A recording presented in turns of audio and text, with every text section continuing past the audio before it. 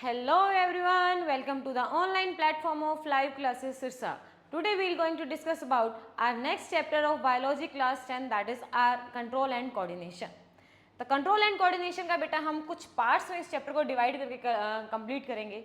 वैसे तो ये छोटा सा चैप्टर है, इजी चैप्टर है, बट हम इसको कुछ पार्ट्स में डिवाइड करेंगे ताकि आपके लिए समझना, अंडरस्टैंड करना उसको बहुत ज़्यादा ईजी हो जाए. ठीक है, तो सबसे पहले जैसे कि हमेशा से स्टार्ट करते हैं विदाउट एनी डिले. जैसे कि हमेशा से मैं तुम्हें यही बात बताती हूँ कि जब भी हम चैप्टर स्टार्ट करें, चैप्टर का हमें मतलब पता होना चाहिए. जैसे कि हमारे चैप्टर का नाम क्या है, कंट्रोल एंड कोऑर्डिनेशन. हमारे चैप्टर का नाम क्या है, कंट्रोल एंड कोऑर्डिनेशन. ठीक है, तो हमें पहले कंट्रोल और कोऑर्डिनेशन का मतलब पता होना चाहिए. कंट्रोल का तो मतलब हमें पता है किसी भी चीज़ को कंट्रोल करना, उसके फंक्शनिंग को कंट्रोल करना, उसके वर्किंग को कंट्रोल करना, किस तरह से वो एक्ट कर रहा है. ज़्यादा है तो कंट्रोल करना, कम है तो कंट्रोल करना, मीन्स उसको लिमिट में रखना. ये बात हमें बहुत अच्छे से पता है. तो कोऑर्डिनेशन का काम क्या होता है? कोऑर्डिनेशन का काम क्या है कि मान लो हमारे मतलब हम अंधेरे कमरे में हैं, अंधेरे कमरे से एकदम से बाहर गए हैं तो हमारी आंखों में धूप पड़ेगी और हम फटाफट अपनी आंखें छोटी कर लेते हैं ना. तो ऐसा तो नहीं है ना कि 2 मिनट 3 मिनट के बाद ऐसा कुछ करेंगे, हम अपने आईज को कॉन्ट्रैक्ट करेंगे. ऐसा तो नहीं है. कोई भी एक्शन होता है तो हमारे बॉडी में वर्किंग एक साथ चलती है सभी ऑर्गन्स की.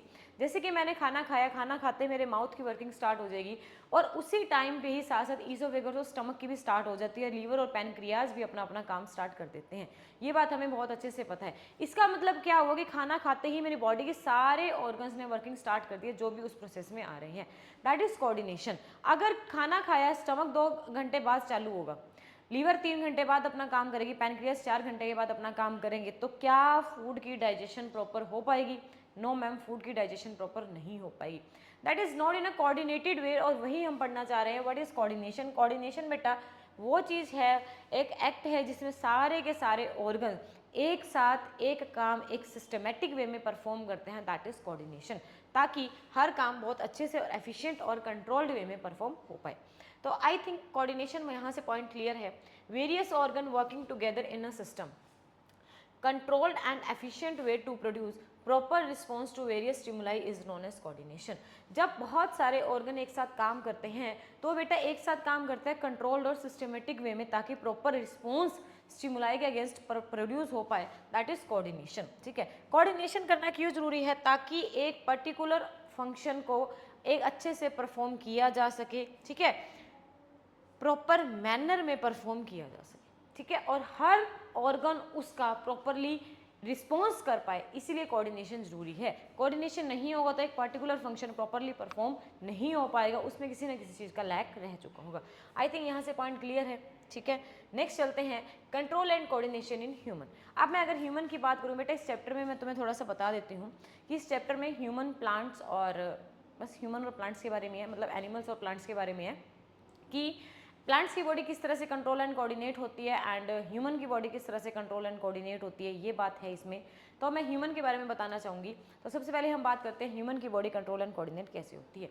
हम सभी को पता है कि हमारे बॉडी में क्या होता है, ब्रेन होता है जो हमारे पूरी बॉडी को कंट्रोल करके रखता है एंड कोऑर्डिनेट करके रखता है. अगर ब्रेन वर्किंग नहीं है, ब्रेन वर्किंग में नहीं है, उसमें किसी तरह का डैमेज हो चुका है, तो बंदा जिंदा है, नो डाउट बंदा जिंदा है, लिविंग है, बट उसकी बॉडी में किसी तरह की फंक्शनिंग ढंग से परफॉर्म नहीं हो पा रही है. वो पर्टिकुलर स्टिमुलाई को रिस्पॉन्स नहीं कर पाएगा बिकॉज उसका ब्रेन इनएक्टिव है यार. ब्रेन ही नहीं काम कर रहा तो वो कैसे काम कर पाएगा? तो ह्यूमंस को कंट्रोल एंड कोऑर्डिनेट करने के लिए किसकी रिक्वायरमेंट है? ब्रेन की. और ब्रेन जिस सिस्टम में आता है उस सिस्टम को क्या बोला जाता है? Nervous system. उस सिस्टम को क्या बोला जाता है? Nervous system. ये बात बिल्कुल ठीक है. तो मैं यहाँ से एक बात बता देना चाहती हूँ कि जो ह्यूमन की बॉडी है बेटा 2 सिस्टम से कंट्रोल होती है. One is nervous system and second is endocrine system. Okay ma'am, nervous system ने तो आपने बताया कि ब्रेन से पूरी बॉडी कंट्रोल होती है, नर्व्स के बारे में बताएंगे अभी हम. तो एंडोक्राइन सिस्टम में क्या आता है? हम ग्रेड 8th में चैप्टर पढ़ के आए हैं, reaching the age of adolescence. I think यही चैप्टर था जिसमें हमने कुछ हार्मोन्स के बारे में पढ़ा था. वही बेटा एंडोक्राइन सिस्टम बनाते हैं. एंडोक्राइन सिस्टम वो है जिसमें बेटा हार्मोन्स के थ्रू हमारे बॉडी की फंक्शनिंग कंट्रोल होती है. किस तरह से होगी, वन बाय वन हम इसको पढ़ेंगे. ठीक है जी. तो सबसे पहले हमें पता होना चाहिए कि हार्मोन्स एक्चुअल में होते क्या हैं. Hormones are the chemical messengers made of protein. Hormones are the chemical messenger made of protein. जैसे कि मैं एग्जांपल की बात करूं तो जहां से तुम्हें समझ में आएगा कि मान लो बच्चा पैदा हुआ, अब उसने क्या करना है, उसकी बॉडी ने ग्रो करना है. तो ग्रो करना है तो क्या होगा, हमारा ब्रेन सिग्नल सिक्रीट करेगा, सिग्नल चालू करेगा, बॉडी में स्टार्ट करेगा भी अब बॉडी को ग्रोथ की रिक्वायरमेंट है, तो एक मैसेज जाएगा हॉर्मोन्स के थ्रू भी अब ग्रोथ हार्मोन सिक्रीट किया जाए। तो हॉर्मोन्स क्या करेंगे, मैसेज लेकर के जाएंगे कि अब बॉडी को ग्रोथ की रिक्वायरमेंट है तो ग्रोथ हार्मोन सिक्रीट किया जाए और हमारे बॉडी की फंक्शनिंग चलेगी। तो इसीलिए यहाँ पर डेफिनेशन आ रही है, hormones are the chemical messengers made of proteins. And मेरे चैप्टर की एक एक लाइन, एक एक पॉइंट इंपॉर्टेंट है तुम्हारे लिए एमसीक्यूज के लिए स्पेशली।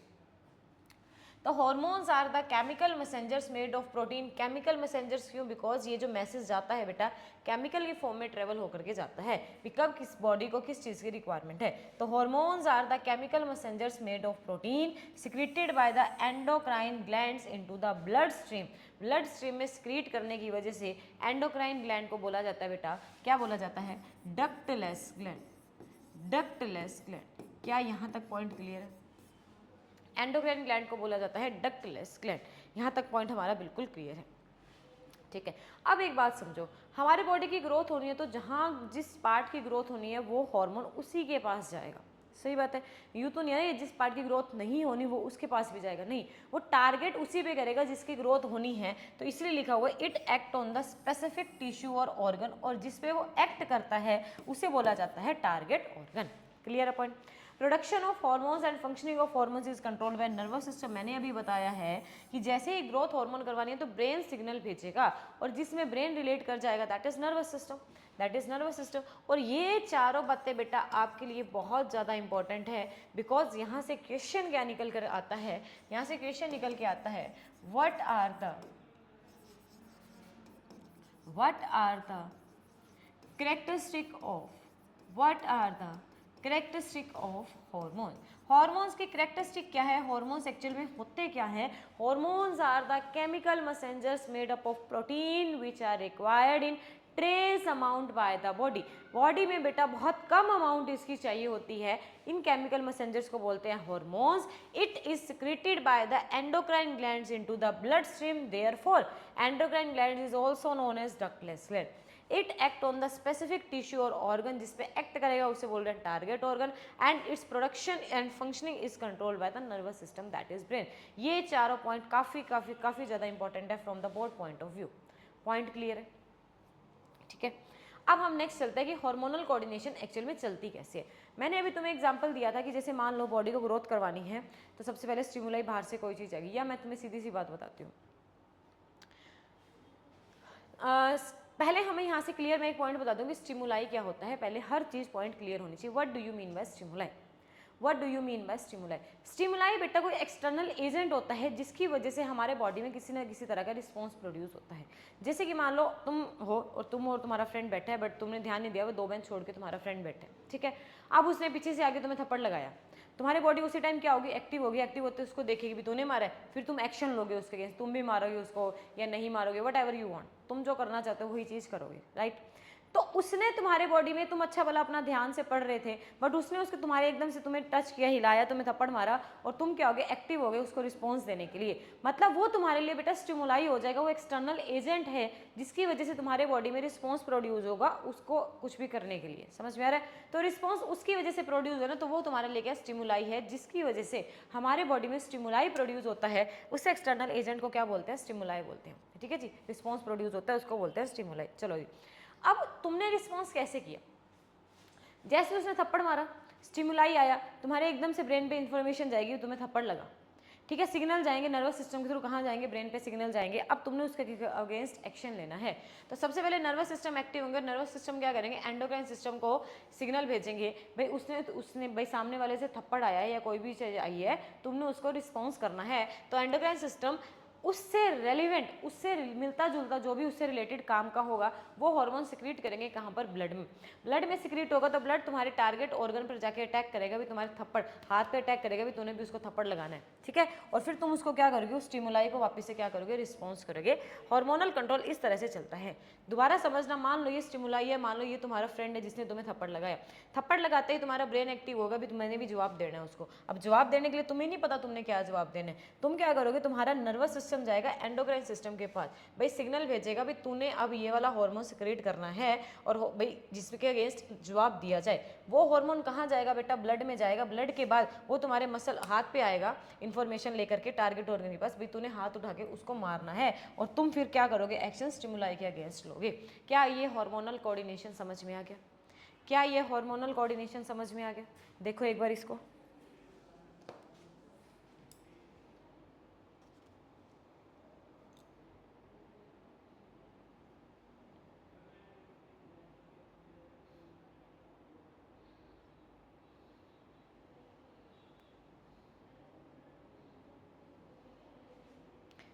क्लियर है पॉइंट? यहाँ तक पॉइंट क्लियर है? लिख लिया ये बात बहुत अच्छे से। अब नेक्स्ट चलते हैं हमारे नेक्स्ट टॉपिक की तरफ। नेक्स्ट टॉपिक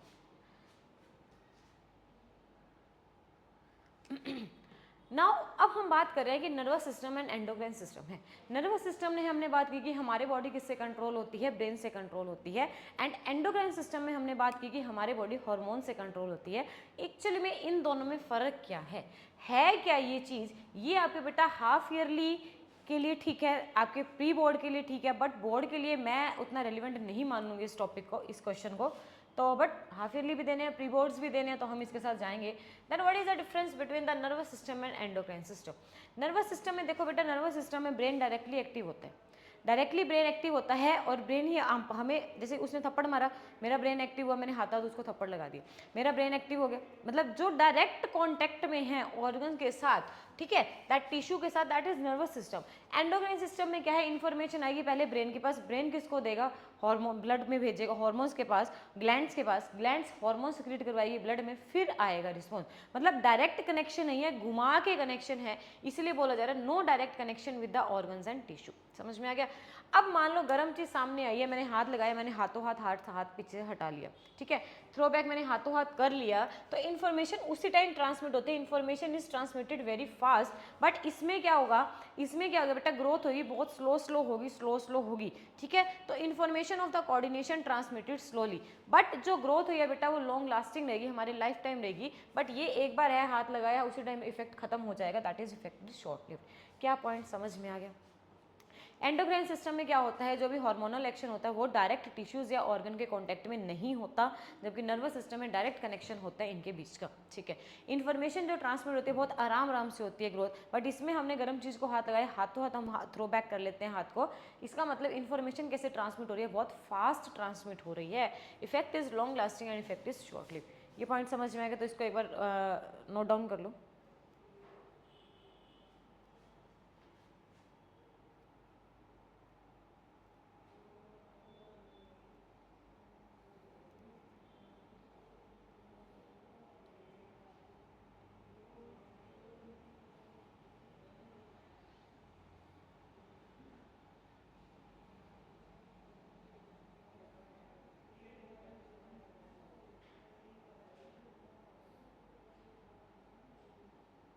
ठीक है, अब हम चलते हैं कि हमने बताया कि नर्वस एंडोक्राइन सिस्टम और नर्वस सिस्टम तो हमने समझ लिया, बस आई थिंक ये करने की रिक्वायरमेंट नहीं है, ये हम करेंगे बट पहले बाकी टॉपिक समझने के बाद। तो अभी तक के लिए important only endocrine system and nervous system है। यहाँ तक पॉइंट क्लियर है, तो मैं अगले टॉपिक के साथ जाना चाहूँगी। अब मैं बात करती हूँ कि हमारा नर्वस सिस्टम क्या होता है, किस तरह से नर्वस सिस्टम काम करता है। ठीक है जी, स्टार्ट करते हैं। सबसे पहले हम एक एक डेफिनेशन इसमें पढ़ेंगे। Now first is what are sense organ. छोटी क्लासेस में हम सेंस ऑर्गन पढ़ते आ रहे हैं। सेंस ऑर्गन क्या होते हैं, जिनसे हम कोई भी चीज़ सेंस कर सकते हैं। आंखों से हम देख सकते हैं, कानों से हम सुन सकते हैं, नोज से हम स्मेल कर सकते हैं, है ना, फिर हाँ स्किन से हम टच कर सकते हैं, that is sense organ. And same वही है क्या हमारे sense organ. Animals have specialised structures called sense organ. और अब इस चैप्टर में हमने उनका नाम क्या पढ़ना है बेटा, रिसेप्टर पढ़ना है। जैसे कि क्या हुआ, उसने मुझे थप्पड़ लगाया, ठीक है, तुम्हारे फ्रेंड ने तुम्हें थप्पड़ लगाया, तुम्हें पेन होगा, तुम्हारे स्किन के रिसेप्टर्स एक्टिव होंगे, इन्फॉर्मेशन भेजेंगे ब्रेन को, रिसेप्टर्स एक्टिव होंगे, सेंस ऑर्गन एक्टिव होंगे, इन्फॉर्मेशन भेजेंगे ब्रेन को, ब्रेन बताएगा भी तूने भी उसके आगे लगाना है, फिर तुम उसके लगाओगे आगे। समझ में आ रही है बात? दीज आर आर रिसेप्टर्स जो एक्सटर्नल स्टिमुलाई को सेंस करे भी सामने क्या चीज आई है, क्या चीज आई है।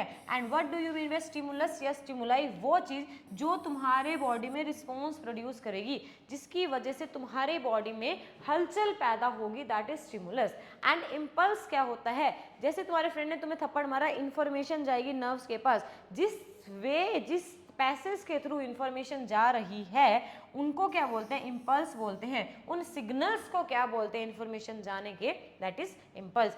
मैंने स्विच ऑन किया, मेरा फैन ऑन हो गया, तो स्विच से लेकर के फैन के बीच तक में क्या वायरिंग है, जिसमें क्या होता है, इलेक्ट्रॉन्स का फ्लो स्टार्ट होता है, चार्ज का फ्लो स्टार्ट होता है, जिसकी वजह से पंखा चलता है, फैन चलता है। सेम टू सेम वही है, थप्पड़ लगा, इन्फॉर्मेशन जनरेट होनी शुरू होगी, सिग्नल चलेंगे ब्रेन के पास ताकि ब्रेन एक्टिव हो जाए, ठीक है। और उन्हीं सिग्नल्स को क्या बोला जाता है, इम्पल्स बोला जाता है।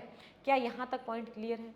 हमने इसमें क्या क्या पढ़ा है, हमने इसमें रिसेप्टर्स के बारे में पढ़ा है जो सेंस ऑर्गन किसी भी एक्सटर्नल स्टिमुलाई को सेंस करेंगे। और स्टिमुलस क्या होता है, वो चीज़ जो हमारे बॉडी में रिस्पॉन्स प्रोड्यूस करती है। और वो रिस्पॉन्स कैसे प्रोड्यूस करती है, जब सिग्नल जाते हैं ब्रेन के पास, और उन्हीं सिग्नल्स को क्या बोला जाता है, इम्पल्स। समझ में आ गया, समझ में आ गया, ठीक है। तो यहाँ पर क्या है बेटा, मेरे पास एक छोटा सा फ्लो चार्ट है, एक डायग्राम है छोटा सा, जो तुम्हें बताएगा कि किस तरह से इन्फॉर्मेशन जा रही है, किस तरह से इन्फॉर्मेशन आ रही है। किस तरह से तो मैं नहीं कहूँगी, किस तरह से हम आगे चलेंगे, कौन लेकर के जाता है और कौन लेकर के आता है, अब हम वो पढ़ते हैं। चलो जी, मान लो ये है पानी का गिलास पड़ा है, दैट इज स्टिमुलस। अब मुझे नहीं पता मैंने उस पानी के गिलास को क्या करना है, पकड़ के रखना है, पकड़ना है, लेना है, या उसको वहीं पड़े रहने देना है, या फेंक देना है, क्या करना है मुझे नहीं पता अभी, ठीक है। मैं बिल्कुल ब्लैंक स्लेट हूँ। तो सबसे पहले मेरे आंखों के रिसेप्टर देखेंगे उसको, मेरे आंखों के रिसेप्टर उसको देखेंगे कि मैंने लेना है या नहीं लेना। तो मेरे आंखों के रिसेप्टर उसको देख करके क्या करेंगे, इन्फॉर्मेशन भेजेंगे किसके पास, ब्रेन के पास, ठीक है। ब्रेन के पास, ये सेंट्रल नर्वस सिस्टम क्या होता है अभी आगे समझेंगे हम। ब्रेन के पास इन्फॉर्मेशन जाएगा, तो जो न्यूरॉन ब्रेन के पास इन्फॉर्मेशन ले करके जाते हैं उन्हें बोला जाता है सेंसरी न्यूरॉन, उन्हें बोला जाता है sensory neuron. Okay ma'am, sensory ही क्यों, बिकॉज इन्होंने एक्सटर्नल स्टिमुलाई को सेंस किया है, इन्होंने एक्सटर्नल स्टिमुलाई को सेंस किया है, इसीलिए इसका नाम क्या है, सेंसरी न्यूरॉन। अब ब्रेन ने बताया कि बेटा तूने पानी को उठाना है, ठीक है, तो वहीं तो नहीं जाएगा, वहां से तो इन्फॉर्मेशन नहीं जाएगी, दूसरे तरीके से आएगी। तो जो न्यूरॉन इन्फॉर्मेशन ले करके आते हैं उसे बोला जाता है मोटर न्यूरॉन, मोटर न्यूरॉन। और याद रखना, सेंसरी न्यूरॉन इन्फॉर्मेशन रिसेप्टर से लेकर के आएगी सेंट्रल नर्वस सिस्टम यानी कि ब्रेन के पास, और मोटर न्यूरॉन ब्रेन से इन्फॉर्मेशन लेकर के जाएगी इफेक्टर ऑर्गन के पास जिसमें इफेक्ट होना है। अब मेरे हाथ में इफेक्ट जाएगा कि मैंने उस ग्लास को पकड़ना है या नहीं पकड़ना। This is the overview of the किस तरह से नर्वस सिस्टम हमारा काम करेगा। अब मैं तुमसे एक एग्जांपल पूछती हूँ जो मुझे लग रहा है इंट्यूशन तुम्हारे एग्जाम में आ सकता है। सन की रेस का, सन की रेस का कैसे आ सकता है कि मान लो मैंने एकदम से, मैं कमरे में बैठी हूँ, अपने रूम में बैठी हूँ, और मैं बाहर गई, आंखों पे क्या पड़ी, सन की रोशनी पड़ी। Same to same I think यही मैं कर सकती हूँ, आंखों पे सन की रोशनी गई, आंखों पे जैसे सन की रोशनी जाएगी तो सबसे पहले मेरे आइज़ के जो रिसेप्टर्स होते हैं वो एक्टिव होंगे। और आइज़ के रिसेप्टर्स को क्या कहते हैं अभी हम पढ़ेंगे। आइज़ के रिसेप्टर एक्टिव होंगे, आइज़ के रिसेप्टर कहाँ लेके जाएंगे, सेंसरी न्यूरॉन के पास इन्फॉर्मेशन लेके जाएंगे, सेंसरी न्यूरॉन से इन्फॉर्मेशन लेकर के जाएंगे ब्रेन के पास, और ब्रेन मोटर न्यूरॉन से इन्फॉर्मेशन वापस भेजेगा किसको, हमारे आई को भी, आई की प्यूपिल को भी तुमने फोकल लेंथ को एडजस्ट करना है, आंखें छोटी करनी है या आंखें बड़ी करनी है। तो इस तरह से कोई भी तुम्हारे पेपर में आ जाए, तुमने इसी तरह से लिख करके आना है। समझ में आ गया पॉइंट भी, कहाँ से इन्फॉर्मेशन जाएगी, कौन से रिसेप्टर सबसे पहले एक्टिव होंगे, कौन से नहीं होंगे, ये तुम्हें पॉइंट आने चाहिए। ओके, नेक्स्ट चले। नाउ अब हम पढ़ते हैं कि हमारे टाइप्स ऑफ रिसेप्टर कौन कौन से होते हैं। छोटी क्लासेस से हम पढ़ते हैं कि देखने के लिए आइज़ की ज़रूरत है, कुछ सुनने के लिए ईयर की ज़रूरत है, स्मेल करने के लिए नोज़ की ज़रूरत है, टेस्ट करने के लिए टंग की ज़रूरत है। वही टंग, वही नोज़, वही आइज़, वही ईयर चेंज हो जाएंगे अब रिसेप्टर के नेम के साथ। समझ में आ गया। आई से लाइट के लिए बात करें, लाइट को देखनी है हमने तो आई से देखते हैं लाइट को, that is photo receptor. Photo का मतलब ही क्या होता है, लाइट। तो लाइट के लिए कौन से रिसेप्टर होते हैं, फोटो रिसेप्टर। ओके बेटा। साउंड, साउंड हम कानों से सुनते हैं तो इसको ऑडियो रिसेप्टर, या मैं इसको बोल दूंगी फोनो रिसेप्टर। फोनो रिसेप्टर, फोनो मतलब फोन, फोन से हम सुनते हैं, तो जो कान में ऑडियो अपनी लेकर के जाएंगे ब्रेन के पास भी कौन सी ऑडियो आई है, तो कौन से रिसेप्टर उसके लिए रिस्पॉन्सिबल होते हैं, फोनो रिसेप्टर। नो स्मेल के लिए कौन से रिसेप्टर रिस्पॉन्सिबल है, ऑल्फैक्टरी रिसेप्टर। एंड टेस्ट के लिए कौन से रिसेप्टर हैं, gustatory receptor. Taste taste taste taste word बोल के देखो बारी बारी, गस्टेटरी, टेस्ट्री, टेस्ट्री, ऐसा वर्ड बीच में आना शुरू हो जाएगा तो हमें सारा याद हो जाएगा। पॉइंट क्लियर है। तो इसके अलावा मैं यहाँ पे थोड़ा सा एक और तुम्हें लिखवाना चाहूँगी पेन के लिए। बेटा मान लो तुम्हारे फ्रेंड ने तुम्हें टच किया, ऐसे ऐसे पिटाई की है, ठीक है, तो तुम्हारे दर्द हुआ। दर्द होने पर तुम्हें कैसे पता लगा भी मेरे दर्द हुआ है, इन्फॉर्मेशन गई है, इन्फॉर्मेशन वापस आई है, वो जो दर्द जिस रिसेप्टर ने लिया है उसे क्या बोला जाता है बेटा, नोजी रिसेप्टर, नोजाई या नोजाई रिसेप्टर, ठीक है, नोजाई रिसेप्टर। टच, टच से किसी चीज़ को टच कर रहे हैं, ठंडा है गर्म है, वो कैसे पता लगेगा, उसके लिए बेटा हमारे कौन से रिसेप्टर रिस्पॉन्सिबल होते हैं, थिग्मो रिसेप्टर, थिग्मो रिसेप्टर। क्या पॉइंट समझ में आ गया, क्या पॉइंट समझ में आ गया। तो लाइट के लिए बेटा फोटो रिसेप्टर, साउंड के लिए सुनते हैं कान से तो फोनो रिसेप्टर, टेस्ट के लिए गस्टेटरी रिसेप्टर, स्मेल के लिए ओल्फैक्टरी रिसेप्टर, पेन के लिए नोजी रिसेप्टर एंड टच के लिए थिग्मो, टी से टच, टी से थिग्मो रिसेप्टर एक्टिवेट होते हैं। यहाँ तक का पॉइंट आई थिंक आपका क्लियर है। नाउ अब हम बात करते हैं वर्टिब्रेट नर्वस सिस्टम की या ह्यूमन नर्वस सिस्टम की, ह्यूमन नर्वस सिस्टम की, ठीक है। अब हम बढ़ते हैं कि ह्यूमन नर्वस सिस्टम में क्या क्या होता है। चलो पहले मैं इसको तुम्हें थोड़ा सा मैं बनवाना चाहूँगी, यहाँ पर इसको अपन करते हैं ऊपर और अब हम करते हैं start. Now nervous system, nervous system में एक्चुअल में आता क्या है कि बहुत सारी नर्व्स इकट्ठी हो करके एक सिस्टम बनाती है जिसे बोला जाता है नर्वस सिस्टम। नर्वस सिस्टम दो टाइप के होते हैं, नर्वस सिस्टम दो टाइप के होते हैं, कौन कौन से, central nervous system, central nervous system, central nervous system and peripheral nervous system, and peripheral nervous system. और ये वाला फ्लो चार्ट बेटा आपके लिए काफ़ी ज़्यादा इंपॉर्टेंट है। कैसे इंपॉर्टेंट है अभी मैं तुम्हें बताती हूँ। नर्वस सिस्टम बेटा group of nerves comprise group of nerve constitute a system forms a system known as nervous system। Nervous system दो टाइप के हैं, central nervous system and peripheral nervous system. मान लो ये क्या है, एक हमारी बॉडी है, ठीक है, ये हमारी क्या है, मान लो पूरी बॉडी है, ठीक है। सेंटर वाले पार्ट पे जो नर्वस सिस्टम एक्टिवेट होता है that is central nervous system. Periphery side वाले पार्ट पर जो नर्वस सिस्टम एक्टिव होता है that is peripheral nervous system. ये पॉइंट तुम्हें समझ में आ गया, ठीक है।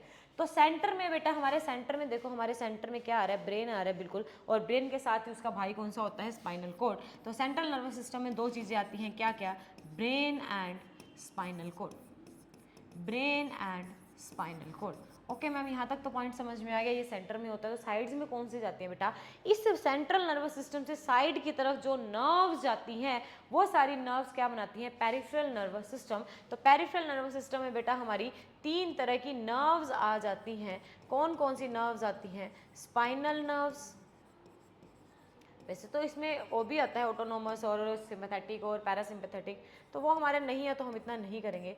क्रेनियल नर्व्स, cranial nerves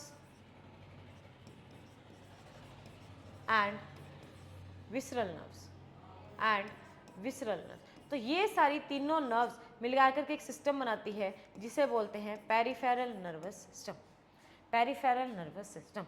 समझ में आ गया, समझ में आ गया। अगर समझ में आ गया तो अब हम करते हैं अपनी रीडिंग स्टार्ट। देखो वर्टिब्रेट नर्वस सिस्टम, देखो बेटा ये सेंटर में आ रहा है ना, ये सेंटर में आ रहा है तो इसलिए बोल रहे हैं सेंट्रल नर्वस सिस्टम, और सेंटर से जो बाहर की तरफ निकल के जा रहा है that is peripheral nervous system. तो it is composed of the two main component that is central nervous system and peripheral nervous system. Central nervous system centre में आ रहा है तो it includes brain and spinal cord, और peripheral nervous system में सारी की सारी नर्व्स आती हैं, it includes cranial, spinal and visceral nerve. और ये किसके साथ कम्युनिकेशन क्रिएट करते हैं बेटा, ये देखो ये सेंटर से निकल के जा रही है, तो ये सेंटर से निकल के जा रही है, तो सेंटर से इंफॉर्मेशन उठा करके अदर पार्ट्स तक पहुंचाने का काम इनका होता है। तो it is for the communication between the central nervous system and the other parts of the body. I think her point, her line आपकी लाइन टू लाइन क्लियर है।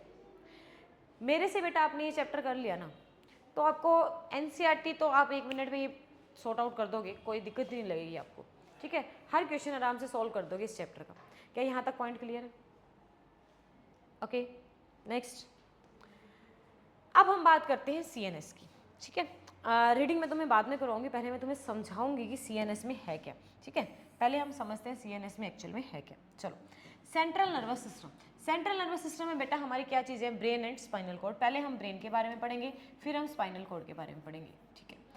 और हमेशा से मेरी एक ही बात रही है कि जब भी मैं तुम्हें, सब बच्चों को, ऑनलाइन भी ऑफलाइन भी, सभी बच्चों को यही बोलती हूँ कि जब भी आप किसी चीज़ के बारे में लिखना स्टार्ट कर रहे हैं तो सबसे पहले आपको उसकी डेफिनेशन लिखनी पड़ेगी, फिर आपको उसके कैरेक्टरिस्टिक्स या फीचर्स लिखने पड़ते हैं, ठीक है।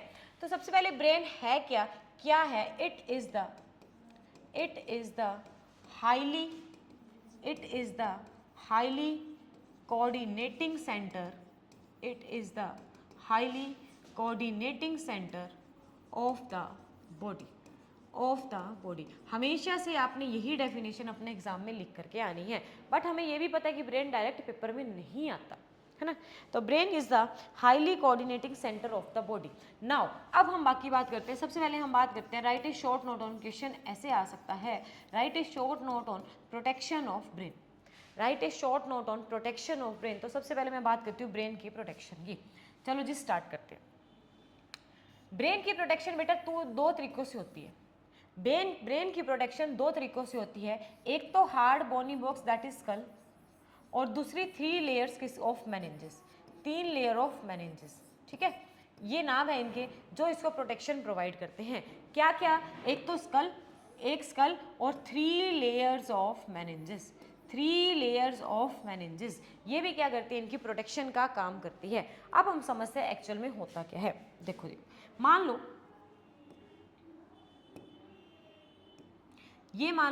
इसके अंदर ब्रेन है, एक ये लेयर है, ठीक है, 2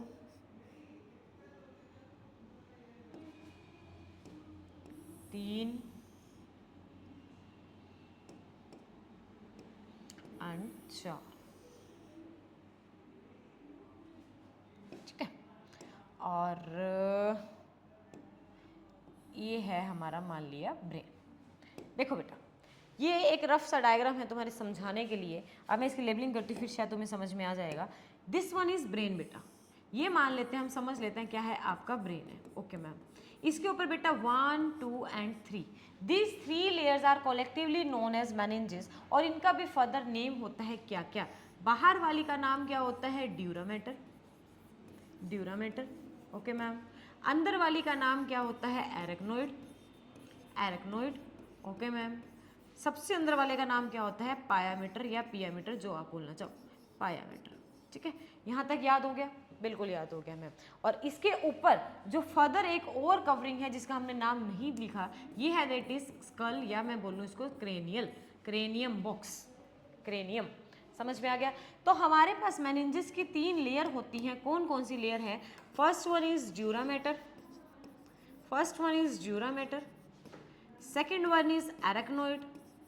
second one is arachnoid, and third one is pyometer, okay ma'am. ये ब्रेन की प्रोटेक्शन तो हो चुकी है। अब होता क्या है, सबसे पहले बात करती हूँ मैं ड्यूरामेटर और एरेक्नोइड के बीच में। ड्यूरामेटर और एरेक्नोइड के बीच में एक फ्लूइड फिल होता है, तुम्हारे एनसीईआरटी में बेटा डायरेक्ट बात बता रखी है, मैं डायरेक्ट नहीं, मैं तुम्हें पूरा कंसेप्ट क्लियर करवाऊंगी।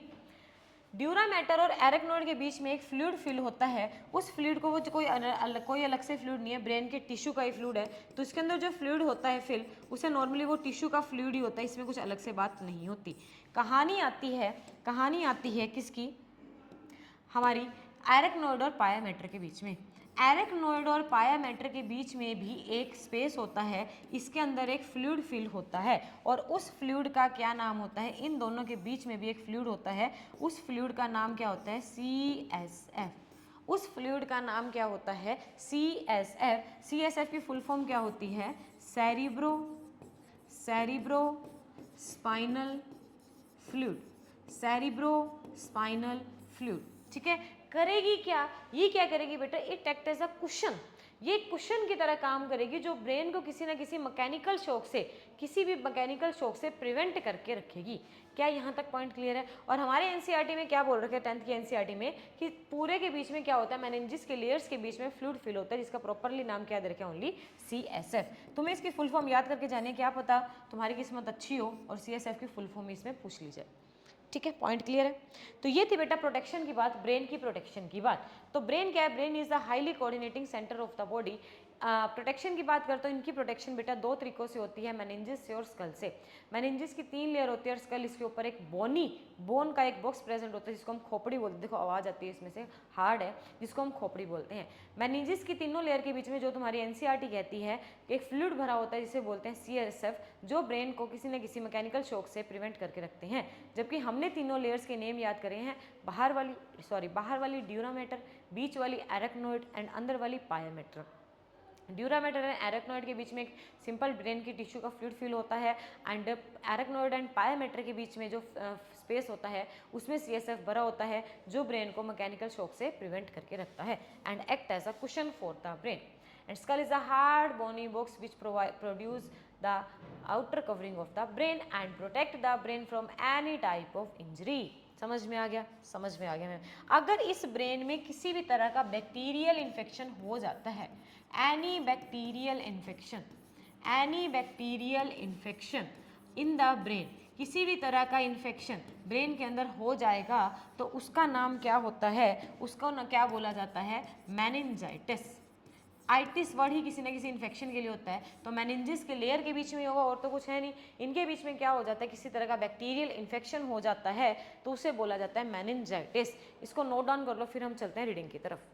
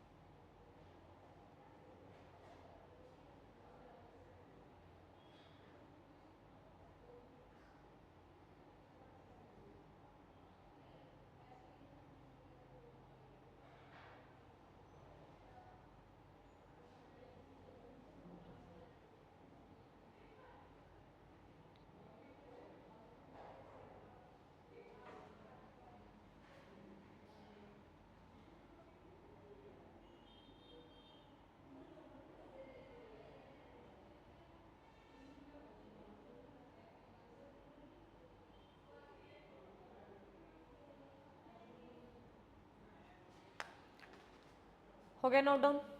ठीक है जी, ये तो थी हमारी प्रोटेक्शन की बात। तो अब हम करते हैं अपनी रीडिंग शुरू। चलो अब हम करते हैं अपनी रीडिंग शुरू। सबसे पहले ब्रेन की बात करते हैं। Brain is protected by a bony cranium, that is bony skull. It is covered by a 3 membranes called meninges. तीनों के हमने नेम याद कर लिए हैं। The space between the meninges is filled with the cerebrospinal fluid. It protects the brain from any mechanical shock. Same meninges और cerebrospinal fluid किसको cover करता है? स्पाइनल कॉर्ड को भी कवर करता है। ब्रेन किससे कवर है? स्कल से। और स्पाइनल कॉर्ड किससे कवर होती है? वर्टिब्रल कॉलम से।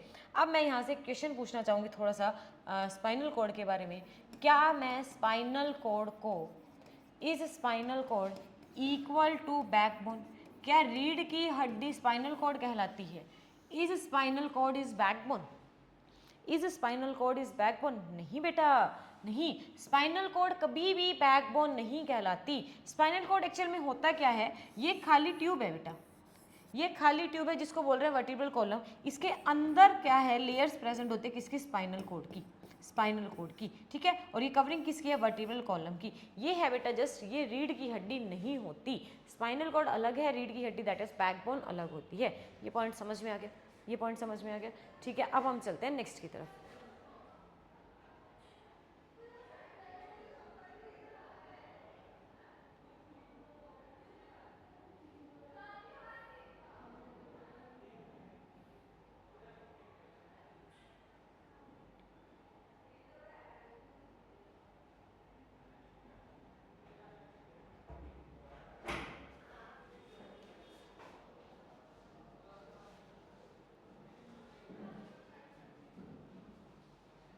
Now next is peripheral nervous system. ये बात हमने तुम्हें बता दी है, मैंने तुम्हें, वो सेंट्रल नर्वस सिस्टम के बारे में था, ये है पेरिफेरल नर्वस सिस्टम के बारे में। पेरिफेरल नर्वस सिस्टम जो क्या करती है, सेंट्रल नर्वस सिस्टम से इन्फॉर्मेशन उठा करके किसको भेजती है, अदर पार्ट्स को भेजती है। तो पेरिफेरल नर्वस सिस्टम में 3 तरह की हमने नर्व्स पढ़ी हैं, क्या क्या, cranial nerves and spinal nerve. Cranial nerve information कहाँ से उठाएंगी बेटा, क्रेनियल वर्ड किसके लिए यूज करना है, ब्रेन के लिए। क्रेनियल नर्व इन्फॉर्मेशन कहाँ से उठाएगी, ब्रेन से। एंड स्पाइनल नर्व इन्फॉर्मेशन कहाँ से उठाएगी, स्पाइनल कॉर्ड से। और इन्फॉर्मेशन पहुंचाएगी बाकी पेयर्स, बाकी अदर पार्ट्स को। क्रेनियल नर्व यहाँ से एमसीक्यू पूछा जा सकता है। 12 पेयर ऑफ क्रेनियल नर्व्स पूरे हमारे ब्रेन को कवर करके रखती है, या जितने भी हेड की तरफ ऑर्गन है उन्हें कवर करके रखती है। एंड स्पाइनल नर्व हमारी कितनी होती है, 31 पेयर, 31 पेयर, ठीक है जी, जो हेड से नीचे जितने भी ऑर्गन्स हैं सारों को कवर करके रखती है। क्या पॉइंट क्लियर है, ठीक है। तो ये था जी हमारा ओवरव्यू किसका, पेरिफेरल नर्वस सिस्टम का। Next is are structure of neuron. Structure of neuron same वही, रीडिंग करने से पहले मैं समझाऊंगी तो मैं फिर हम इसकी रीडिंग स्टार्ट करेंगे। What is structure of neuron, actual में न्यूरॉन है क्या, अब हम ये समझते हैं। हमारा जो नर्वस सिस्टम है ना, किससे मिला हुआ है, बहुत सारे नर्व से मिलकर के बना हुआ है। हमारा नर्वस सिस्टम बहुत सारी नर्व्स से मिलकर बना हुआ है, और एक नर्व बहुत सारी न्यूरॉन से मिलकर के बनी हुई है। एक नर्व बहुत सारी न्यूरॉन से मिलकर के बनी हुई हैं। अब हमने पढ़ना है न्यूरॉन। तो neuron is the smallest unit of, neuron is the smallest unit of nervous system. Nervous system मिलके बना हुआ है किससे, नर्व से। एंड नर्व्स किससे मिलके बनी हुई है, न्यूरॉन से। तो it is the smallest unit of nervous system. अब हम पढ़ेंगे एक न्यूरॉन का diagram. It comprise of 3 main part. इसके पास बेटा 3 मेन पार्ट्स होते हैं, 3 मेन रीजन्स होते हैं। First one is dendrites, first one is dendrites, okay ma'am. Second one is cell body, cyton, cyton का ही दूसरा नाम क्या होता है, cell body. Second one is cyton और cell body, okay ma'am. Third one is axon, third one is axon. यहाँ तक पॉइंट क्लियर है, यहाँ तक आपका पॉइंट क्लियर है। अब हम पढ़ेंगे इसके स्ट्रक्चर के बारे में, ठीक है। स्ट्रक्चर पढ़ने से पहले मैं इसको रब कर देती हूँ और मैं तुम्हें ऊपर से इसका स्ट्रक्चर दिखाती हूँ हमारे डायग्राम में से। देखो बेटा होता क्या है। Structural and functional unit of nervous system is known as neuron. Neuron एक तरह का सेल है, और मैं तुम्हें बता दूं न्यूरॉन हमारे बॉडी का लॉन्गेस्ट सेल है। न्यूरॉन हमारे बॉडी का लॉन्गेस्ट सेल है which do not undergo any type of division. हमें पता है सारे सेल क्या कर सकते हैं, डिवाइड कर सकते हैं, बट न्यूरॉन एक ऐसा सेल है जो डिवीजन नहीं करता, जो फर्दर डिवाइड नहीं करता। It is the longest cell of the body, ठीक है। 3 मेन पार्ट मैंने इसके आपको बताए हैं, कौन कौन से, dendrite, cell body, cell body का ही दूसरा नाम क्या होता है, साइटोन एंड एक्सोन। क्लियर है, dendrite, cell body and axon. अब हम पढ़ते हैं इनके बारे में। सबसे पहले क्या होता है बेटा, आप इस स्ट्रक्चर को समझो पहले। अब इसको स्ट्रक्चर को समझते हैं। इसमें dendrite, axon, cell body actual में है कहाँ, ये बेटा, ये जो इसकी ब्रांचेस दिख रही है ना, ये ब्रांचेस, ये ब्रांचेस क्या है, डेंड्राइट्स हैं। ये ब्रांचेस क्या है, डेंड्राइट्स हैं, ठीक है। ये बीच वाला पार्ट क्या है, सेल बॉडी, और सेल बॉडी के बीच में क्या प्रेजेंट है, न्यूक्लियस प्रेजेंट है। सेल बॉडी के बीच में क्या प्रेजेंट है, न्यूक्लियस प्रेजेंट है। इससे एक लॉन्ग ट्यूब अराइज होती है जिसे क्या बोलते हैं, एक्सोन बोलते हैं। और यही लॉन्ग ट्यूब क्या कर देती है, बाद में ब्रांचेस में कन्वर्ट हो जाती है, जो नर्व की एंडिंग कर देती है। या मैं इसको बोल सकती हूँ एक्सोन टर्मिनल, या मैं इसको बोल सकती हूँ एक्सोन टर्मिनल। ये बात यहाँ पर अगर समझ में आ गई तो अब मैं तुम्हें इसका स्ट्रक्चर बना करके दिखाती हूँ। चलो देखो, सबसे पहले मेरे पास क्या इस तरह से ब्रांचेस निकली हुई हैं, इस तरह से क्या है, ब्रांचेस है, ओके मैम। सेंटर में क्या है, न्यूक्लियस, और फर्दर इसकी ब्रांचेस निकल रही है। इसकी ऐसे याद कर लेते हैं, इसकी फर्दर ब्रांचेस निकल रही है, ठीक है। हो गया समथिंग। चलो अब हम लेबलिंग शुरू करते हैं। ये हमारे क्या है, डेंड्राइट्स, ओके मैम।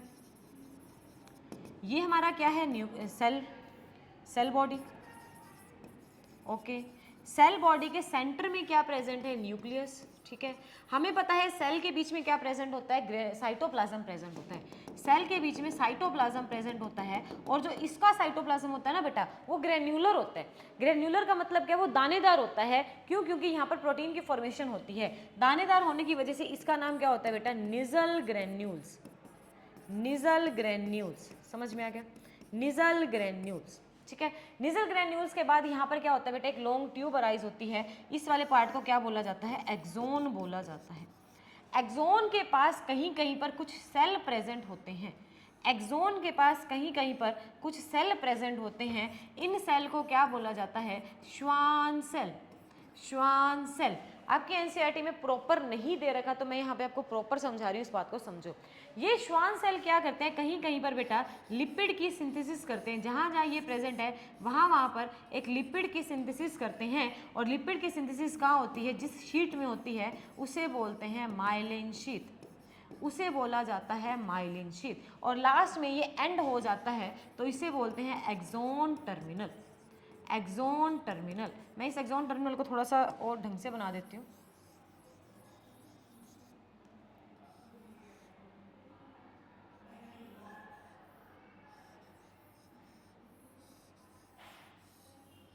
इस तरह से, ठीक है, एक्सोन टर्मिनल। अब इस एक्सोन टर्मिनल में क्या है, इस एक्सोन टर्मिनल क्या है, ये है ना, ये जो गोला सा सर्कल सा बना हुआ है, इसको बोलते हैं बेटा साइनेप्टिक नोब। ठीक है, इस साइनेप्टिक नोब के अंदर एक वेसिकल होता है, इसको बोला जाता है क्या, इस वाले को बोलते हैं साइनेप्टिक वेसिकल। क्या बोलते हैं इसको, साइनेप्टिक वेसिकल। और इस साइनेप्टिक वेसिकल के अंदर हमारा क्या भरा होता है, केमिकल भरता है जब सिग्नल आता है, that is neurotransmitter, that is neurotransmitter. तो ये है आपका कंप्लीट एग्जैक्ट स्ट्रक्चर जो आपके एग्जाम में पूछा जाएगा। ठीक है, अब एक्चुअल में होता क्या है, पेपर में क्वेश्चन कैसे आएगा, तुम्हें डायग्राम दे देंगे और तुमसे लेबलिंग ABC कर देंगे और तुम्हें बताना है वो ABC क्या है। तुम्हें कंफ्यूज किस में करेगा, सेल बॉडी में, निजल ग्रेन्यूल्स में। अगर तो डॉट के ऊपर लगा रहा है तो निजल ग्रेन्यूल, अगर सिंपल बना रहा है ऐसे लिखा हुआ तो सेल बॉडी है, सेंटर में आ रहा है तो वो क्या हो जाएगा हमारा न्यूक्लियस। समझ में आ गया, ये था जी हमारा किसका, न्यूरॉन का स्ट्रक्चर। अब हम समझते हैं इसमें आगे क्या है। ठीक है, अब इसी तरह से बहुत सारे न्यूरॉन बने होते हैं। एक न्यूरॉन, अब मैं यहाँ से आपको दिखाती हूँ, ये दूसरा न्यूरॉन जो इन्फॉर्मेशन भेजेगा, ये तीसरा, अगला तीसरा आ जाएगा। तो दो न्यूरॉन के बीच में जो ये गैप दिख रहा है, इस गैप को बोलते हैं बेटा द गैप और the connection between the two neuron is known as synapse. इसको क्या बोला जाता है, दो न्यूरॉन के बीच के गैप को, जंक्शन को क्या बोलते हैं, साइनेप्स बोला जाता है। क्या बोला जाता है, साइनेप्स। अभी क्या होता है इसके बारे में समझाऊंगी। ये आ गया समझ में, एक बार नोट डाउन कर लो।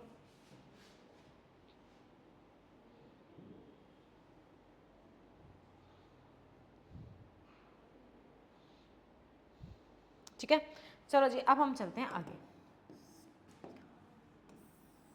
देखो तो डेंड्राइट से रिसीव इन्फॉर्मेशन, ये डेंड्राइट क्या करेंगे, अभी मैं तुम्हें वर्किंग समझाऊंगी इसकी। ये इन्फॉर्मेशन रिसीव करेंगे और किसको दे देंगे, अनदर सेल को दे देंगे। और मैसेज कैसे जाएगा अनदर सेल के पास, सेल बॉडी से होकर के। Cell body contain the nucleus and mitochondria and other organelle. Axon conduct message away from the cell body. Synapse is a small gap between the, synapse is a small gap between the two adjacent neuron. Here the nerve impulse passes from the one neuron to another neuron. किस तरह से इसका काम शुरू होता है, अब हम इसके बारे में पढ़ते हैं। ट्रांसमिशन ऑफ इम्पल्स, देखो ये बात मैंने तुम्हें बता दी है। जो ये फर्स्ट पार्ट है दैट इज डेंड्राइट, डेंड्राइट के बीच में क्या है, सेल बॉडी। सेल बॉडी में सब कुछ होता है, न्यूक्लियस, बाकी ऑर्गेनेलिस, एक्स्ट्रा एक्सेट्रा। फिर आता है एक्सोन और लास्ट में क्या देते हैं, नर्व एंडिंग।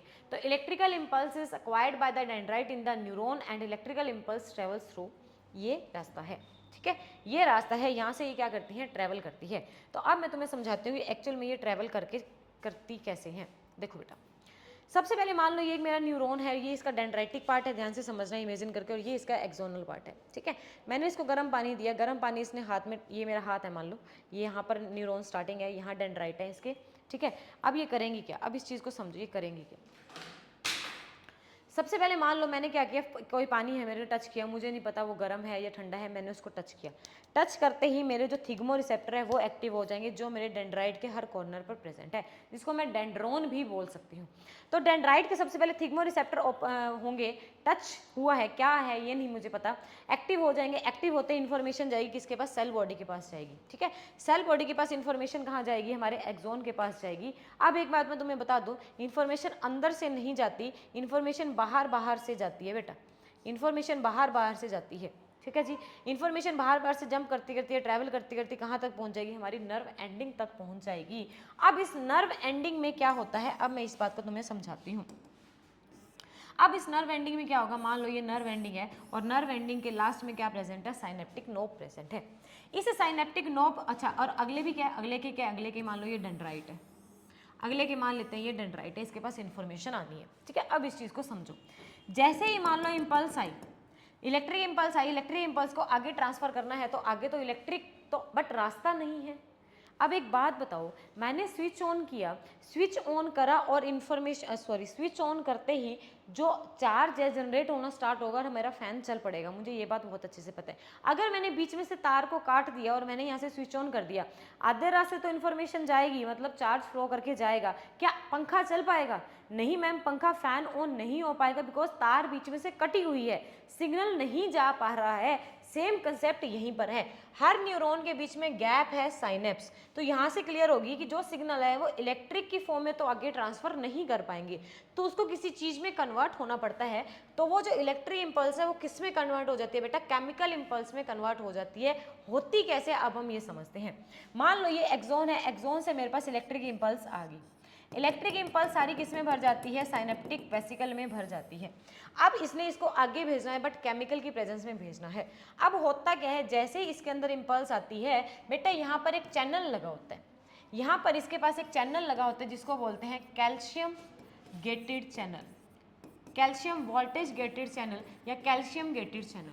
जैसे ही ट्रांसमीटर इसके अंदर आए, इम्पल्स और सिग्नल इसके अंदर आया, ये कैल्शियम गेटेड चैनल ओपन हो जाते हैं और हमारे बॉडी के जो सार्कोप्लाज्म, ज़्यादा नहीं पढ़ेंगे, हमारे बॉडी से ये चैनल ओपन होते सारे कैल्शियम इसके अंदर आ जाता है, सारा कैल्शियम का इसके अंदर इन्फ्लक्स हो जाता है, अंदर की तरफ आ जाता है, जिसकी वजह से वो कैल्शियम क्या करता है, इसकी वेसिकल का ब्रेकडाउन करवा देता है, इसकी वेसिकल का ब्रेकडाउन करवाते हैं और सारे के सारे न्यूरोट्रांसमीटर जो हैं केमिकल इसमें आ जाता है, वो सारा कहाँ आ जाता है बेटा, साइनेप्टिक जंक्शन के बीच में आ जाता है, साइनेप्टिक क्लेफ्ट के बीच में आ जाता है, ठीक है। अब नेक्स्ट क्या है मेरे पास, डेंड्राइट, और हर डेंड्राइट के पास क्या प्रेजेंट है बेटा, रिसेप्टर प्रेजेंट है। हर डेंड्राइट के पास क्या प्रेजेंट है, रिसेप्टर। ये न्यूरोट्रांसमीटर कहाँ जाते हैं, रिसेप्टर के पास एक्टिवेट हो जाते हैं, रिसेप्टर के पास एक्टिवेट हो जाते हैं। अब बात को ध्यान से समझना, न्यूरोट्रांसमीटर इसके अंदर ज़्यादा है, पहले इसके अंदर कम थे, ज़्यादा और कम होने की वजह से इसके अंदर बेटा पोटेंशियल डिफरेंस क्रिएट हो गया, पोटेंशियल डिफरेंस आयंस का जनरेट होना शुरू हो गया, तो हाई कंसंट्रेशन से लो कंसंट्रेशन की तरफ मूवमेंट स्टार्ट हो जाएगी। और वो मूवमेंट कब होगी, जब इसको ब्रेक डाउन होना पड़ेगा, और ये ब्रेक कब होगा, जब कैल्शियम इसके अंदर आएगा। जैसे ही कैल्शियम इसके अंदर आया, यहाँ से ये ब्रेक डाउन कर दिया इसने वेसिकल को, और यहाँ से न्यूरोट्रांसमीटर हाई कंसंट्रेशन से लो कंसंट्रेशन की तरफ आगे, against the pressure, against the concentration gradient, ठीक है। अब ये न्यूरोट्रांसमीटर किसके साथ बाइंड कर जाएंगे, हमारे किसके साथ बाइंड कर जाएंगे, नेक्स्ट रिसेप्टर के साथ बाइंड कर जाएंगे, ठीक है। जैसे ही बाइंड करेंगे इसके अंदर कॉन्ट्रैक्शन स्टार्ट हो जाएगी। तो मसल के अंदर कॉन्ट्रैक्शन कब स्टार्ट हुई, जब न्यूरोट्रांसमीटर मसल के साथ बाइंड करे। वो कब बाइंड करे, जब वो पोटेंशियल डिफरेंस के अगेंस्ट मूव करे, ठीक है। तो पोटेंशियल डिफरेंस के अगेंस्ट मूव करने पर मसल्स में कॉन्ट्रैक्शन स्टार्ट होती है, मसल मूव कर पाता है। समझ में आ गई बात समझ में आ गई। ये वाला कंसेप्ट है भी, इस तरह से इंफॉर्मेशन आगे फ्लो करके जाती है। अब यहीं से हमारा क्वेश्चन क्या बन के आता है कि why information is travelled only in one direction. क्यों इंफॉर्मेशन एक ही डायरेक्शन में ट्रेवल करती है, काफ़ी ज़्यादा इंपॉर्टेंट क्वेश्चन है from the half yearly point of view. अभी मैंने बताया कि आते किस फॉर्म में बेटा, इलेक्ट्रिकल इम्पल्स में, बट बीच में क्या आ जाता है, गैप आ जाता है, और वो किस में कन्वर्ट हो जाती है, केमिकल की फॉर्म में कन्वर्ट हो जाती है। बट केमिकल से इलेक्ट्रिक इम्पल्स कन्वर्जन नहीं हो पाती, सेम वही due to the synaptic cleft between the two neuron. इसीलिए जो इन्फॉर्मेशन है वो सिर्फ एक ही डायरेक्शन में चलती है। दोबारा सुन लो, इन्फॉर्मेशन स्टार्ट कैसे होती है, इम्पल्स केमिकल की, इलेक्ट्रिकल की फॉर्म में, बट बीच में गैप आने की वजह से उसको किस में कन्वर्ट होना पड़ता है, केमिकल की फॉर्म में, ठीक है। एक साइड तो चल गया, अगर ये वापस आएगी तो केमिकल को लास्ट में आके इलेक्ट्रिकल में कन्वर्ट होना पड़ेगा, वही चीज़ बीच में तो गैप है, इलेक्ट्रिकल में कन्वर्ट हो ही नहीं पाएगी। इसी वजह से जो इन्फॉर्मेशन है बेटा वो सिंगल डायरेक्शन में कन्वर्ट होती है, क्योंकि एक बार इलेक्ट्रिकल से केमिकल बन गया तो केमिकल से इलेक्ट्रिकल सिग्नल बनने मुश्किल है due to the synaptic cleft between the two neuron. समझ में आ गया ये पॉइंट, काफ़ी ज़्यादा इंपॉर्टेंट पॉइंट है आपके हाफ ईयरली के लिए, ठीक है जी। ये हमने पॉइंट कर लिया है। तो अब अगर मैं बात करूँ तो न्यूरॉन्स कितने टाइप की हमने पढ़ी हैं, क्रेनियल नर्व्स पढ़ी हैं, स्पाइनल नर्व्स पढ़ी हैं, विसरल नर्व पढ़ा है, अब मैं पढ़ रही हूँ न्यूरॉन कितने टाइप के होते हैं, सेंसरी न्यूरॉन, मोटर न्यूरॉन या एसोसिएटिव न्यूरॉन। और एसोसिएटिव का ही दूसरा नाम क्या पढ़ते हैं हम, रिले न्यूरॉन। ठीक है, जो इंफॉर्मेशन लेकर के जाएंगे सेम टू सेम वही sensory neuron, convey the stimulus from receptor to the brain, अभी मैंने पीछे सबसे स्टार्टिंग में आपको फ्लो चार्ट करवाया था। और मोटर न्यूरॉन जो इफेक्टर तक इंफॉर्मेशन लेकर के आएगी और जो दोनों को जोड़ेगी that is associative neuron. Because most of the work जो होता है सिग्नल को इंटरप्रेट करने का काम कौन करता है, स्पाइनल कॉर्ड करता है। ठीक है, बहुत रेयर चांसेस में इंफॉर्मेशन ब्रेन के पास जाती है जो स्पाइनल कॉर्ड को भी नहीं समझ में आता। तो स्पाइनल कॉर्ड जो ब्रेन को इंफॉर्मेशन देती है, जो दोनों को जोड़ने का काम करती है न्यूरॉन, दैट इज एसोसिएटिव या रिले न्यूरॉन। समझ में आ गया कंसेप्ट, समझ में आ गया। Now what is autonomous nervous system. अब हम बढ़ते हैं कि ऑटोनोमस नर्वस सिस्टम क्या होता है। ऑटोनोमस नर्वस सिस्टम क्या होता है, अब बात ध्यान से समझना। ऑटो का मतलब क्या होता है, ऑटो का मतलब क्या होता है बेटा, सेल्फ। तो वो नर्वस सिस्टम जो अपने आप ही सारी एक्टिविटी कंट्रोल कर लेगा, हमारी उसको जरूरत नहीं है, उसको जैसे समझ में आएगा बॉडी की फंक्शनिंग जैसी है वो अपने आप ही कंट्रोल कर लेगा। और वो एक्शन जिसमें बॉडी अपने आप ही सिस्टम को कंट्रोल करती है उसे क्या बोलते हैं, इनवॉलंटरी एक्शन बोलते हैं। इनवॉलंटरी सिस्टम या इनवॉलंटरी एक्शन बोलते हैं जो हमारी बॉडी अपने आप कंट्रोल करती है, दैट इज इनवॉलंटरी एक्शन है। ये बात समझ में आएगी। उसी को ये बेटा ऑटोनॉमस नर्वस सिस्टम बोला जाता है, वो नर्वस सिस्टम जो हमारी बॉडी की फंक्शनिंग खुद से कंट्रोल करती है। ठीक है, उसने बोल रहा था इनवॉलंटरी एक्शंस को जो कंट्रोल करती है उस नर्वस सिस्टम को क्या बोलते हैं, ऑटोनॉमस नर्वस सिस्टम। और ये दो टाइप के होते हैं बेटा, sympathetic nervous system and parasympathetic nervous system. क्या यहाँ तक पॉइंट क्लियर है? Sympathetic nervous system and parasympathetic nervous system. अब ये एक्चुअल में है क्या, sympathetic and parasympathetic nervous system, ये होता क्या है, इसको चीज को समझो। सबसे पहले क्या है, पहली बात तो हमें ये पता होना चाहिए कि ये किसको कंट्रोल करते हैं, हमारे बॉडी की इनवॉलंटरी एक्शंस को कंट्रोल कर रहे हैं। ठीक है, बात बिल्कुल ठीक है। सिंपैथेटिक और पैरासिम्पैथेटिक है क्या, मैं अगर सीधी से एग्जांपल की बात तौर पे बताऊं कि मान लो, तुम्हारा एग्जांपल लेती हूँ, तुम अभी इस एज के हो, कि मान लो कोई एक लड़के का एग्जांपल लेते हैं, एक लड़का बैठा है आराम से और एक स्मार्ट सी लड़की उसके सामने से टप निकल के मतलब क्रॉस होके गई है। तो आजकल का यूथ ऐसा ना, पहले उसको देखता रह जाएगा, तुम्हें अच्छी लगेगी तो तुम उससे बात करना चाहोगे, है ना, तुम्हारे बॉडी में हलचल बढ़ेगी, हार्ट बीट बढ़ेगी, मूवमेंट बढ़ेगी, स्लाइवेशन बढ़ेगी, मतलब ये चीज़ें जो इंक्रीज हो जाती है तुम्हारी बॉडी की एक्टिविटी को। तो जिस नर्वस सिस्टम ने तुम्हारी बॉडी की एक्टिविटी को इंक्रीज कर दिया है, बढ़ा दिया है, that is sympathetic nervous system. ठीक है, और अब वो लड़की चली गई है, तुम्हें भाव नहीं दिया, तुम्हें गुस्सा आएगा, तुम नॉर्मल होके बैठ जाओगे या कुछ सुन लोगे गाली वाली, आराम से बैठ जाओगे। अब रिलैक्स डाउन कर दिया तुम्हारी बॉडी की एक्टिविटी को जिसने, that is parasympathetic nervous system. समझ में आ गया? तो हाइटेन द एक्टिविटी, मतलब हाइटेंस का मतलब क्या है, बढ़ा देगी हमारी नॉर्मल एक्टिविटी को। For example it increase the breathing rate and heart rate during the running, क्यों, ताकि ऑक्सीजन प्रॉपरली मिल पाए। Parasympathetic slows down the activity of an organ, breathing rate and heart rate slow down during the sleep. समझ में आ गया? Sympathetic nervous system वो nervous system है जो हमारी बॉडी की एक्टिविटी का बढ़ा देती है, और पैरासिम्पैथेटिक वो नर्वस सिस्टम है जो हमारे बॉडी की एक्टिविटी को स्लो डाउन कर देती है। हमारी बॉडी की एक्टिविटी स्लो डाउन कब होती है, during the sleep, and high कब होती है, जब हम कोई एक्सरसाइज करके आए हैं, भाग के आए हैं या कोई भी एक्सेट्रा। ये दोनों पॉइंट समझ में आ गया? ठीक है, तो इस तरह से होता है, सिंपैथेटिक नर्वस सिस्टम में सारी चीज़ें बढ़ जाती हैं, पैरासिम्पैथेटिक सिस्टम में सारी चीज़ें कम होनी स्टार्ट हो जाती है। ठीक है point. Next is voluntary and involuntary action. Voluntary and involuntary action आपका सभी का क्लियर है, आप छोटी क्लासेस से पढ़ते आ रहे हैं। वॉलंटरी एक्शंस कौन से होते हैं, जो अपने आप नहीं हो पाते, जिनको हमारी बॉडी खुद से कंट्रोल करती है, मतलब खुद से इन द सेंस जिसको हम कंट्रोल करते हैं, वो अपने आप नहीं हो रहे। तो टाइप्स ऑफ रिस्पॉन्स इसका क्या पाएगा, नॉट ऑटोमेटिक, बट ये क्या है, ऑटोमेटिक है। ये नॉट ऑटोमेटिक है, इसको हम कर रहे हैं, ये हमारी अवेयरनेस में है, बट वो हमारी अवेयरनेस में नहीं है। हमारे ब्रेन का कौन सा पार्ट इसको कंट्रोल करता है, सेरिब्रम, उसको मेडुला ऑब्लॉंगेटा। ये होते क्या है, ये भी हम ब्रेन के पार्ट में चलेंगे। इसकी स्पीड स्लो है बिकॉज ये हम कर रहे हैं, हमें समझ में आएगा तो ठीक है, नहीं आएगा तो हम आराम आराम से उस चीज़ को करेंगे, बट ये बॉडी का काम खुद से हो रहा है। तो ये बॉडी अब खाना है पच जाएगा, है ना, आराम से, तो ये फास्ट काम करता है। पाथवे की बात करूँ तो रिसेप्टर से स्पाइनल कॉर्ड से सेरिब्रम, क्योंकि मेन एक्शन कौन कर रहा है, सेरिब्रम कर रहा है। उसके बाद स्पाइनल कॉर्ड के पास इंफॉर्मेशन जाएगी और फिर इफेक्टर ऑर्गन के पास। इसका मेन हमारा कौन है, मेड्यूला ऑब्लैंगेटा, बस ये इसकी सीक्वेंस है। एग्जाम्पल नॉर्मली चलना फिरना, बात करना, याद करना, कुछ भी, दैट इज हमारे वॉलंटरी एक्शन। जो बॉडी के इंटरनली अगर कोई भी एक्शन चल रहा होगा, हार्ट बीट, रेस्पिरेशन, या जितने भी हमने लाइफ प्रोसेस में पढ़े हैं, वो सारे हमारे किस में आ जाएंगे, इनवॉलंटरी एक्शंस में। क्लियर है पॉइंट, ये हम बिल्कुल पहले से पढ़ते आ रहे हैं, तो ये बात हमें बहुत अच्छे से पता है, बट फिर भी हम इसको नोट डाउन कर लेंगे।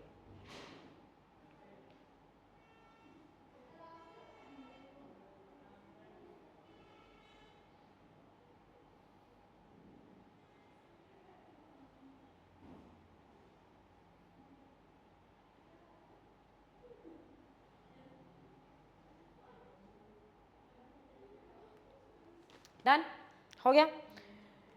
Next is what is reflex action. What is reflex action? Reflex action क्या होता है? सेम वही चीज़, मेरे सामने क्या है, पानी का गिलास है, बट मुझे नहीं पता था गर्म गिलास है, मैंने उसको हाथ लगाया और हाथों हाथ मैंने हाथ हटा लिया, तो मेरे बॉडी में क्या हुआ, सिग्नल जनरेट होने शुरू हुए। रिसेप्टर से इन्फॉर्मेशन गई सेंट्रल नर्वस सिस्टम तक, सेंट्रल नर्वस सिस्टम से इफेक्टर ऑर्गन तक वापस आई, मैंने हाथ हटा लिया। वो एक्शन जो इंस्टेंट हुआ है, स्पॉन्टेनियस हुआ है, ऑटोमेटिक हुआ है, सडन हुआ है मेरी बॉडी में, उसी एक्शन को बोलता है बेटा रिफ्लेक्स एक्शन। उसी एक्शन को बोला जाता है reflex action. It is an automatic and rapid response to a stimulus. Stimulus से इन्फॉर्मेशन रिसेप्टर पकड़ेंगे, उसको सेंसिटिव न्यूरॉन लेकर के जाएगी स्पाइनल कॉर्ड तक, मोटर न्यूरॉन इफेक्टर तक लेके आएगी और हमारे को क्या मिलेगा, रिस्पॉन्स मिलेगा। ठीक है, अब इसने जो पूरे रास्ता जो जाने से लेकर के आने तक जो पाथ ट्रेवल किया है, उस पाथ को क्या बोलते हैं, रिफ्लेक्स आर। उस पाथ को क्या बोला जाता है, रिफ्लेक्स आर। ठीक है जी। अब जैसे ये रिफ्लेक्स एक्शन है, क्या है, स्टिमुलाई। स्टिमुलाई समझना, ये कील वगैरह पड़े हैं, कोई आयरन फिलिंग पड़ी है, आयरन फिलिंग पर क्या आ गया, मेरा पैर आ गया, मुझे नहीं पता क्या करना है, जंप करना है, लग रही है, पेन हो रहा है, मुझे नहीं पता। मुझे पता कब लगा, जैसे मैंने इसको पैर रखा मेरे पेन हुआ, पर मुझे नहीं पता क्या हुआ, बताऊंगी। पैर रखते इन्फॉर्मेशन गई है, सेंसिटिव न्यूरॉन लेकर के गया हमारे किसको, सेंट्रल नर्वस सिस्टम को।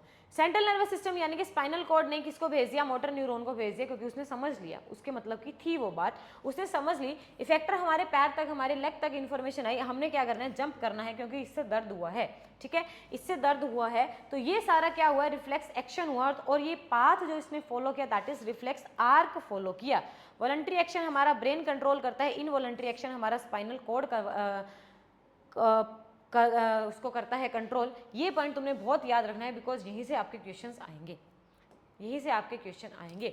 और रिफ्लेक्स आर्क मैंने तुम्हें समझा दिया है, reflex arc is the pathway along which nerve impulse travel during the reflex action. ये स्टिमुलस है, ये जो पाथ फॉलो कर रहा है, दैट इज रिफ्लेक्स आर्क। ठीक है, हमारे एनसीईआरटी में ये वाला डायग्राम बना हुआ है, ये गर्म भाप आ रही है, मुझे नहीं पता हीट हॉट है, और इन्फॉर्मेशन गई है स्पाइनल कॉर्ड के पास, स्पाइनल कॉर्ड ने रिले न्यूरॉन या जोड़ के इफेक्टर ऑर्गन ने हाथ मैंने पीछे कर लिया, तो ये जो पाथ फॉलो किया है दैट इज रिफ्लेक्स आर्क। ये ज़्यादा इसमें कुछ था नहीं। ठीक है जी, तो ये है बेटा हमारा आज का last topic, what is the difference between the voluntary and involuntary action. अब हम समझते हैं इसके बारे में। ये बात आपने अच्छे से पढ़ ली है, कोई इतना इशू है नहीं लंबा चौड़ा इसमें। सबसे पहले क्या है, वॉलंटरी। वॉलंटरी कौन से, जो ऑटोमेटिक नहीं है, जो अपने आप कंट्रोल होने वाले हैं, और इनवॉलंटरी कौन से हैं, जो अपने आप कंट्रोल होने वाले, सॉरी वो अपने आप कंट्रोल होने वाले नहीं है, ये अपने आप कंट्रोल होने वाले हैं। इसको ब्रेन कंट्रोल करता है, क्योंकि अभी हमने पढ़ा ब्रेन कंट्रोल करेगा voluntary action and spinal cord control करेगी इनवॉलंटरी एक्शन। स्पाइनल कॉर्ड के साथ कौन जुड़ा होता है बेटा, हमारा मेड्यूला ऑब्लैंगेटा जुड़ा होता है। इसके एक्शन स्लो होते हैं, ये फास्ट शो करता है, एग्जाम्पल दे रखी है। पेपर में तुम्हारे क्या आएगा, रिफ्लेक्स एक्शन क्या है, अपने आप होने वाला रिस्पॉन्स है, यानी कि इनवॉलंटरी है, तो तुम्हारे पेपर में वॉलंटरी एंड रिफ्लेक्स के बीच में डिफरेंस पूछा जाएगा। वॉलंटरी एंड रिफ्लेक्स के बीच में डिफरेंस पूछा जाएगा, क्योंकि वॉलंटरी और रिफ्लेक्स और इनवॉलंटरी के बारे में तो पूछ नहीं सकती, बिकॉज ये भी अपने आप होने वाला है, ये भी अपने आप होने वाला है, तो उन दोनों के बीच में पूछेगी जो अपने आप कंट्रोल होने वाले नहीं है। तो रिफ्लेक्स एक्शन रैपिड है, स्पाइनल कॉर्ड कंट्रोल कर रही है, सडन एकदम से होता है, टचिंग अ हॉट पेन, ये इसके क्या है, एग्जाम्पल है। तो ये था जी हमारा समथिंग इस चैप्टर का कुछ पार्ट। नेक्स्ट पार्ट में नेक्स्ट सीरीज में हम कवर अप करेंगे, तो इसी तरह मेरे साथ इस कंट्रोल एंड कोऑर्डिनेशन की हर सीरीज में जुड़े रहो। चैप्टर बहुत अच्छे से लाइन टू लाइन हमारा कवर अप हो जाएगा। अभी भी इस चैप्टर में कोई भी किसी भी तरह का डाउट आज के टॉपिक में लगता है, आज के लेक्चर में लगता है, तो आप अपना कमेंट बॉक्स में अपना डाउट जरूर ड्रॉप करना, मैं आपका डाउट कंप्लीट करूँगी, कवर अप करूँगी, ठीक है। तो मिलते हैं अपने कल के लेक्चर में इसी चैप्टर के साथ, नेक्स्ट टॉपिक के साथ। Bye bye, take care.